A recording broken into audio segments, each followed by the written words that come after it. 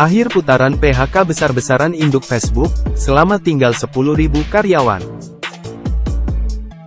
Meta, perusahaan induk dari Facebook, Instagram dan kawan-kawan, dilaporkan mulai melakukan pemutusan hubungan kerja atau PHK gelombang terakhir dari rencana PHK 10.000 karyawan yang diumumkan perusahaan pada Maret lalu. Menurut sumber yang dekat dengan masalah ini, PHK gelombang terakhir ini sudah dimulai pada Rabu, tanggal 24 Mei tahun 2023, waktu Amerika Serikat.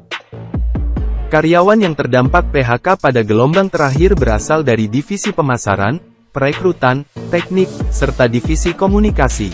Beberapa di antaranya mengumumkan kabar PHK ini melalui halaman LinkedIn mereka. Berdasarkan unggahan karyawan Meta di halaman LinkedIn, induk WhatsApp itu juga diketahui memangkas karyawan yang fokus pada privasi dan integritas.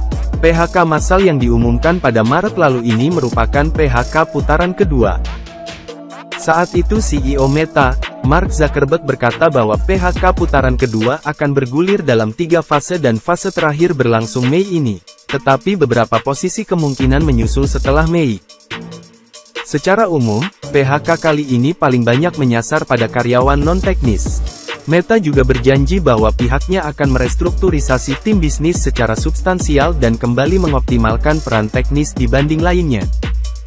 Menurut Meta, PHK gelombang terakhir ini akan berdampak pada sekitar 490 karyawan di kantor pusat Meta Internasional di Dublin, Irlandia, atau sekitar 20%.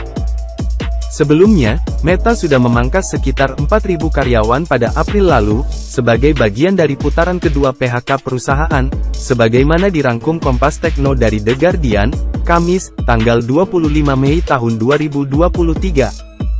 PHK massal Meta sudah terjadi sejak bulan November tahun 2022 lalu, saat itu Zuckerberg memangkas 11.000 karyawan, atau sekitar 13% dari total pekerja di Meta. Alasan PHK Meta saat itu adalah karena investasi besar-besaran Meta yang dimulai sejak awal pandemi, tidak sesuai ekspektasi perusahaan. Ditambah lagi masalah ekonomi makro global, terutama di Amerika Serikat yang memengaruhi bisnis Meta.